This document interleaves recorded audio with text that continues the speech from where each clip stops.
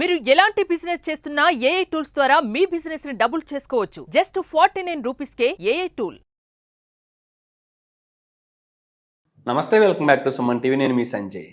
ఈరోజు November 14th children's day సందర్భంగా ఈరోజు చిల్డ్రన్స్ని అంటే పిల్లల్ని పెంచే విధానంలో కానీ చదివించే విధానంలో కానీ మనం పాటించాల్సిన పద్ధతుల గురించి మన గురించి చెప్పడానికి మన ముందున్నారు Kendriya Vidyalaya TGS science lecturer లలిత గారు మనతో పాటు ఉన్నారు. ఆమెతో మాట్లాడి కొన్ని విషయాలు తెలుసుకుందాం. నమస్తే మ్యామ్. నమస్తే అండి. పిల్లల్ని పెంచడంలో తల్లిదండ్రుల బాధ్యత ఎంతవరకు ఉంటుందో అండ్ వాళ్ళ చదువు విషయంలో లెక్చరర్ బాధ్యత కూడా అంతే ఉంటుంది. ఇంకా చెప్పుకోవాల్సి వస్తే తల్లిదండ్రుల కన్నా మీ దగ్గర ఎక్కువగా ఉంటారు పిల్లలు. అవునండి. అండ్ ఇప్పుడున్న సిచ్యువేషన్లో చూసుకుంటే ఎవరన్నా సరే పిల్లల్ని పెంచడంలో కొట్టడం, తిట్టడం, బెదిరించి చేయించడం ఇలాంటి పనులే సాధ్యమవుతున్నాయి. అంటే పిల్లల్ని భయపెడితే కానీ వాళ్ళు లొంగర్ అంటారా, క్రమశిక్షణగా ఉండరంటారా? వాళ్ళని పెంచే విధానం ఏంటంటారు? ఆ పద్ధతి కరెక్ట్ కాదండి. నేను కూడా నా జనరేషన్లో కూడా పిల్లల్ని శిక్షణ ద్వారా, శిక్షలు విధించడం ద్వారా శిక్షణ ఇవ్వచ్చు అనేటువంటి ఒక కాన్సెప్ట్ ఉండేదండి. Spare the rod, spoil the child అనేటువంటి ఒక పద్ధతిని ఫాలో అవుతూ ఉండేవారు. నేను కూడా మీలాగే చాలా దెబ్బలు తిని క్రమశిక్షణ నేర్చుకుని ఆ పద్ధతిలోనే పెరిగిందాన్ని. కానీ ఆ పద్ధతి వలన క్రమశిక్షణ వస్తుందా అనేటువంటిది అపోహ. అది ఎట్టి పరిస్థితుల్లోనూ రాదు అని నేను భావిస్తాను. దానికి కొన్ని ఉదాహరణలు ఇవ్వగలను మీకు. చిన్న చిన్న ఉదాహరణలు. అతను కారు నడుపుతున్నాడు అనుకోండి. అయితే అతన్ని ఒక పోలీసు వచ్చి జరిమానా అనే శిక్షను విధిస్తాడు. ఒకవేళ స్పీడ్ పెరిగితే ఇంత స్పీడ్లో వెళ్ళాలి అని ఒక రూల్ ఉంటుంది. ఆ రూల్ని దాటుతాడు. దాటినప్పుడు పోలీసు ఒక జరిమానా ఇస్తాడు, శిక్ష. ఆ జరిమానాన్ని కట్టేసి అక్కడ అతని యొక్క భయం వలన ఆ జరిమానా కట్టి స్పీడ్ని తగ్గిస్తాడు. కానీ పోలీసు కనుమరుగు అవ్వగానే మళ్ళీ ఇతను స్పీడ్ పెంచుతాడు. దీన్ని బట్టి మీకు ఏమర్థమవుతుంది సంజయ్ గారు? వాళ్ళ ముందు భయం నటిస్తున్నాడు. అక్కడ శిక్ష అనేది అతనిలో క్రమశిక్షణ నేర్పలేదు అనే విషయాన్ని మనం అర్థం చేసుకోవచ్చు. అంటే అంతర్గతంగా అతనిలో క్రమశిక్షణ రాలేదు. అసలు క్రమశిక్షణ అంటే ఏంటి, శిక్ష అంటే ఏంటి?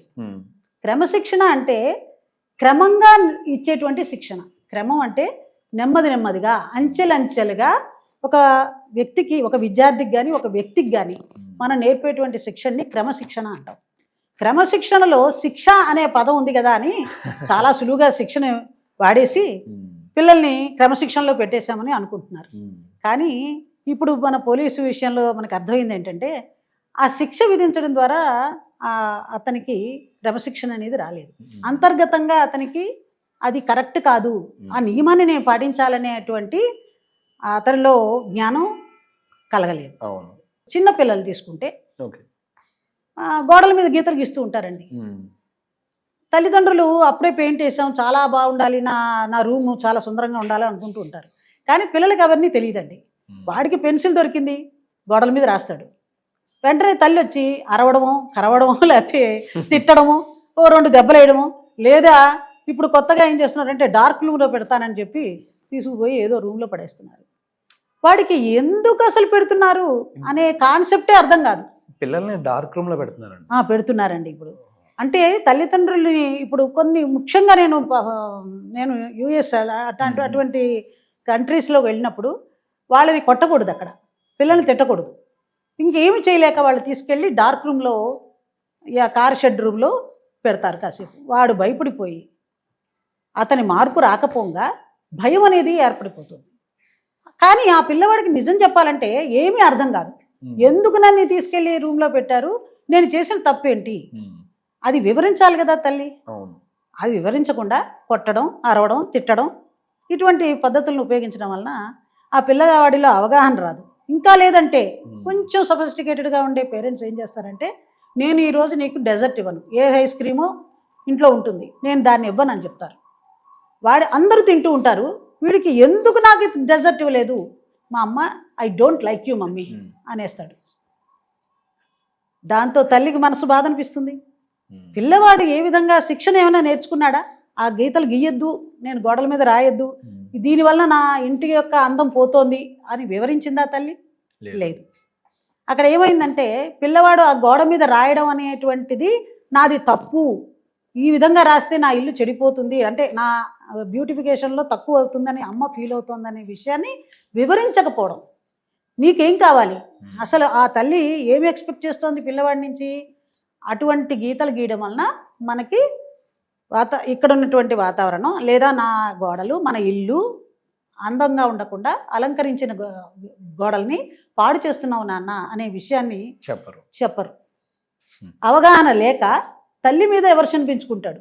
నన్ను తీసుకుపోయి డార్క్ రూమ్లో పెట్టాడనో, నాకు ఐస్ క్రీమ్ ఇవ్వలేదనో, ఐ హేట్ యూ అనేటువంటి పదాలు చాలా సులువుగా వాడేస్తున్నారండి. అసలు పెంచే విధానం ఏంటంటారు? అసలు ఇప్పుడు తల్లిదండ్రులు చూసుకుంటే వాళ్ళకి అదే మార్గం, వాళ్ళని క్రమశిక్షణలో పెట్టాలంటే కొన్ని మాటలతో చెప్తే వినరని చెప్పేసి కొడతా ఉంటారు. అవునండి, అదే ముదురుతూ ఉంటుంది. వాడు అసలు కొడితే గానీ విన్న స్టేజ్కి వచ్చేస్తుంటాడు. కొన్ని సందర్భాల్లో కొట్టినా వినరు మన పిల్లలు, కొట్టినా వినరు. అసలు పెంచే విధానం ఏంటంటారు అసలు వాళ్ళని? అంటే నా ఉద్దేశంలో ఏంటంటే వాళ్ళకి ఫస్ట్ ఏమి, వీళ్ళ యొక్క భావన ఏంటి అనేది అర్థం అయ్యేటట్టు చెప్పాలండి. ఇప్పుడు ఇదే గోడ మీద గీసిన గీతలకి తల్లి ఏం చేయాలి, ఒక వైట్ పేపర్ ఇచ్చి, ఒక కలర్ పెన్సిల్ ఇచ్చి, నాన్న దీని మీద గీయి, ఇందు మీద గీయడం వలన వాడు గీసిన దాన్ని వాడిని ప్రశంసించి, ఎంత బాగా గీసావురా, నువ్వు చేసింది ఎంతో బాగుంది, అదే గోడ మీద గీస్తే ఈ పేపర్నే నేను గోడ మీద అతికిస్తాను, అప్పుడు ఇంకా అందంగా ఉంటుంది అనేటప్పటికీ అతనిలో ఉత్సాహం పెరుగుతుంది. గోడ మీద కంటే నేను పేపర్ మీద రాస్తే మా అమ్మ నన్ను పొగిడిందే, పొగడ్త ద్వారా పిల్లవాడిలో క్రమశిక్షణ తీసుకురాగలం. కానీ తిట్టడం, కొట్టడం, అరవడం, డార్క్ రూమ్లో వేయడం ఇటువంటి పద్ధతుల వలన ఆ పిల్లవాడికి అవగాహన రాదు అనేటువంటిది నిశ్చయం. ఈ శిక్షణకి తల్లిదండ్రులే కాదండి, ఉపాధ్యాయులు కూడా చాలా పాత్ర తీసుకోవాల్సి ఉంటుంది. అయితే కొంతమంది ఏమనుకుంటారంటే తల్లిదండ్రులు, పాఠశాల అంటే క్రమశిక్షణ అక్కడి నుంచే రావాలి, క్రమశిక్షణ అనేది మాకు సంబంధం లేదు, ఇది టీచర్లు, ఎక్కడ క్రమశిక్షణ బాగుందండి అని స్కూళ్ళు వెతుక్కుంటూ ఉంటారు. పాఠశాల కాదండి అక్కడ ముఖ్యం, అందులో తల్లిదండ్రులు మరియు ఉపాధ్యాయులు కలిసి చేయాల్సిందే క్రమశిక్షణ. క్రమశిక్షణకి ఇద్దరి పాత్ర కూడా చాలా ఇంపార్టెంట్ అండి. ఓకే మ్యామ్, ఇప్పుడు తల్లిదండ్రులు టీచర్స్కే చెప్తున్నారు డైరెక్ట్గా ఏ విధంగా అంటే, మా పిల్లలు మాట వినకపోతే 2 కొట్టండి, వాడిని మాత్రం మార్క్స్ రావాలి, మాకు పర్సంటేజ్ ఎక్కువ రావాలి, క్లాస్ ఫస్ట్ కానీ స్కూల్ ఫస్ట్ కానీ రావాలి, మీరు కొట్టినా పర్లేదు తిట్టినా పర్లేదు, ఏం చేస్తారో అది ఫస్ట్ రావాలి. అవును, ఇదే పద్ధతి ఫాలో అవుతున్నారు ప్రతి తల్లిదండ్రులు వచ్చి చెప్పారు కదా అని ఒకవేళ ఏ టీచర్ అయినా ఒక దెబ్బ వేసింది అనుకోండి, అదే తల్లిదండ్రులు భరించలేరు. వాళ్ళు వెంటనే వచ్చి ఏమంటారంటే, మీరు చెబితే ఎంత చెప్పకపోతే ఎంత చదువు, మా పిల్లవాడిని మాత్రం కొట్టవద్దంటారు. ఎందుకంటే ఒక్కళ్ళు ఇద్దరు అయిపోయారండి. నా జనరేషన్లో మా మదర్ వాళ్ళు ఏమనుకునేవారంటే, గురుకులంలో ఫర్ ఎగ్జాంపుల్ మీరు గురుకులానికి పంపించేవారండి పిల్లల్ని. గురుకులంలో వెళ్ళినప్పుడు ఒక 5 ఏళ్ల పిల్లవాడిని తీసుకెళ్ళి మళ్ళీ 15 ఏళ్ళ వరకు అక్కడనే ఉండి వాడు గురువు ద్వారా అన్నీ నేర్చుకుని వచ్చేవాడు.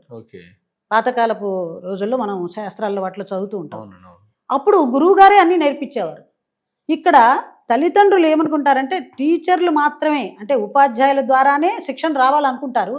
కానీ అక్కడ వాళ్ళ ప్రేమ అనేటువంటిది, వాళ్ళని ఒక దెబ్బ టీచర్ ద్వారా పడినప్పుడు ఇమీడియట్గా కాదండి, మా పిల్లవాడికి మీరు చదువు చెప్పకపోయినా పర్వాలేదు, మా పిల్లవాడిని కొట్టవద్దు అనేటువంటి సిచ్యువేషన్స్ చాలా నేను అనుభవంలో తెలుసుకున్నాను. ఓకే మ్యామ్, ఇంకోటి అడుగుతాను. ఇక్కడ మనం పిల్లల్ని ఎలా పెంచాలన్న విషయం మాట్లాడుకున్నాం, అంటే ఎలా పెంచకూడదు అన్న విషయంలో కూడా మాట్లాడుకున్నాం. అసలు వాళ్ళని అలా కొట్టి పెంచితే వాళ్ళు ఎలా తయారవుతారు? ఇలా కొట్టి పెంచడం వలన వారిలో భయం ఏర్పడుతుంది, వాళ్ళలో ఆత్మ న్యూన్యత, అంటే వాళ్ళల్లో అసలు నేను ఏం చేస్తున్నాను, నా వలన సమాజానికి చాలా నేను కష్టం కలిగిస్తున్నానేమో, నా వల్ల అలాగా డ్రాప్అవుట్స్, స్కూల్ డ్రాప్అవుట్స్ కూడా మొదలవుతాయి. ఒకవేళ ఉపాధ్యాయుడు కనుక కఠినంగా ఇలా శిక్షిస్తే స్కూల్కి రావడమే మానేస్తారు. అంతేకాదు డ్రగ్ అడిక్షన్ కూడా ఒక కారణం అని చెప్పగలను. అంతేకాకుండా వీళ్ళల్లో ఒక రకమైన తల్లిదండ్రుల పట్ల, ఉపాధ్యాయుల పట్ల భయము, అసహ్యము కూడా ఏర్పడుతుంది. వాళ్ళంటే వాళ్ళ మీద ఉన్న ప్రేమని వారు వేరే రకంగా తీసుకుని ఇంట్లోంచి పారిపోవడం కూడా జరుగుతుంది కొన్నిసార్లు. కాబట్టి ఈ విధానం అనేది కొట్టడం, తిట్టడం, శిక్షించడం ద్వారా మనం పిల్లల్ని మార్చలేము. ప్రేమతో ప్రోత్సహిస్తూ, ఇక్కడ తల్లిదండ్రులు కానీ టీచర్స్ కానీ అర్థం చేసుకోవాల్సిన విషయం ఏంటంటే, వాళ్ళ నేర్పించే నేర్పించేది కరెక్టే, వాళ్ళు కరెక్ట్గా నేర్పిస్తున్నారు, కానీ నేర్పించే విధానంలోనే కొన్ని మార్పులు చేసి వస్తుంది. అంటే నేను వాళ్ళకి చెప్పేంత పెద్దవాడిని కాదు, అంత అనుభవం కూడా లేదు నాకు, కానీ యాజ్ ఏ స్టూడెంట్గా నేను ఒక రోజులో అనుభవించింది. ఏ విధంగా అంటే పేర్లు తీను మ్యామ్, నాకు ఒక టీచర్ అంటే చాలా ఇష్టం. దగ్గర పెట్టుకుని అసలు నువ్వు ఎందుకు చదవలేకపోతున్నావు, అసలు ఎందుకు నాన్న నీకు బ్రెయిన్కి ఎక్కట్లేదు, ఏంటి నీ ప్రాబ్లం అని కూర్చోబెట్టి అడిగితే నాకు భయం వేస్తుంది మ్యామ్, మీరు ఇంత స్టిక్ పట్టుకుని వస్తున్నారు, అది అది టేబుల్ పెడతలేక మాకు దృష్టి దాని మీద ఉంటుంది తప్పితే బోర్డు మీద రావట్లేదు అని చెప్పా. ఆమె నెక్స్ట్ డే నుంచి స్టిక్ తీసుకురావడం మానేసిందండి, కొట్టడం మానేసింది. విత్ ఇన్ 1 by 1 నీకు అర్థమైందని పిలిచి మరీ 1 by 1 అడగడం మొదలుపెట్టిందండి. అండ్ హిందీ అనేది ఒక సబ్జెక్ట్ లా కాకుండా లాంగ్వేజ్లో నేర్పించారు మమ్మ తను. అవునండి. అప్పుడు మా బ్రెయిన్కి అర్థమైంది, ఆమంటే మేడం వస్తున్నారు ఇంకా ఒక అమ్మ తర్వాత అమ్మలా ట్రీట్ చేసేవాళ్ళం మనం స్కూల్లో. అండ్ అదే స్కూల్లో ఇంకొక టీచర్ ఏ విధంగా అంటే కొడితేనే వింటారు అన్న పద్ధతిలో చిత్త కొట్టేవారు. మేము ఆ కొట్టుడి నుంచి తప్పించుకోవడానికి క్లాస్ బంక్ కొట్టేవాళ్ళం, కానీ ఆ ఎడ్యుకేషన్ అనేది నేర్చుకునే వాళ్ళం కాదు. అదేనండి, ఇక్కడ అంటే వాళ్ళు చెప్పేంత అనుభవం నాకు లేదు, వాళ్ళకి అంటే వాళ్ళని తప్పు పట్టట్లా, అంటే విధానంలో కొన్ని మార్పులు ఉంటే బాగుంటుందని మీ ఇంటెన్షన్. అవునండి. ఉపాధ్యాయుడైనా తల్లిదండ్రులైనా భయం ద్వారా గౌరవాన్ని పొందలేరండి. మీరు ఇందాక చెప్పినట్టుగా ఏ టీచర్ అయితే, ఏ ఉపాధ్యాయురాలు అయితే ఆ స్టిక్ని తేవడం మానేసిందో ఆనాటి నుంచి మీ భయం పోయింది, ఆమెకు దగ్గర అవడం మొదలైంది. మీరు ఎప్పుడైతే దగ్గర అయ్యారో మీ బాధ ఏంటి, అసలు మీ మనోభావాలు ఏంటి అనే విషయాన్ని ఆమె అర్థం చేసుకుని ఏ విషయంలో మీరు ప్రతిభని చూపించగలరు అనేది గ్రహించి దగ్గర చేర్చి ఆ విషయాన్ని నేర్పగలిగింది ఆవిడ. అదే వేరే టీచరు ఎవరైతే కొట్టిందో వారి నుంచి దూరం చేయడానికి మీరు క్లాస్ నుంచి పారిపోయారు. క్లాస్ నుంచి పారిపోతారు, కొన్నిసార్లు తల్లిదండ్రులు ఇదే విధంగా కొడితే ఇంటి నుంచి కూడా పారిపోతారు. సో మనది శిక్ష విధానం కాదు, శిక్ష is not a weapon to get the discipline అనేది ఇది మాత్రం 100% అందరూ ఫాలో అవ్వాల్సిన విషయం. ఇక్కడ ఒకటి అర్థం చేసుకోవాల్సిన విషయం ఏంటంటే క్రమశిక్షణ వేరు, శిక్ష వేరు. క్రమశిక్షణ వేరు, శిక్ష వేరు. క్రమశిక్షణతోటి క్రమశిక్షణకి శిక్ష ఆయుధం కాదు అనేటువంటి విషయం మనకి క్లియర్ గా అర్థమవుతుంది. Thank you ma'am, thank you very much అండి, థ్యాంక్ యూ, నమస్తే. ఇవాళ బాలల దినోత్సవ సందర్భంగా బాలలందరికీ నా శుభాకాంక్షలు. మా ఈ చిన్న చిన్న మనసులు, చాలా అందమైన మనసులు, చాలా చక్కటి నిస్వార్థమైన చూపులు ప్రతి మనిషిని ఇన్స్పైర్ చేస్తుందండి. వారికి చెప్పే విధానం ఎంత ప్రేమగా, ఎంత తీయగా ఉంటుందో వారు మనకి అంత దగ్గర అవుతారు, మనం అంటే ఇష్టపడతారు. మనం చెప్పిన సబ్జెక్ట్ని, జ్ఞానాన్ని అవగాహన చేసుకుని భావితరాలకి ఒక గుర్తుగా వారు నిలబడతారు. Absolutely. Thank you, ma'am. Once again, happy Children's Day to all. Happy Children's Thank you very Day. much. Thank you.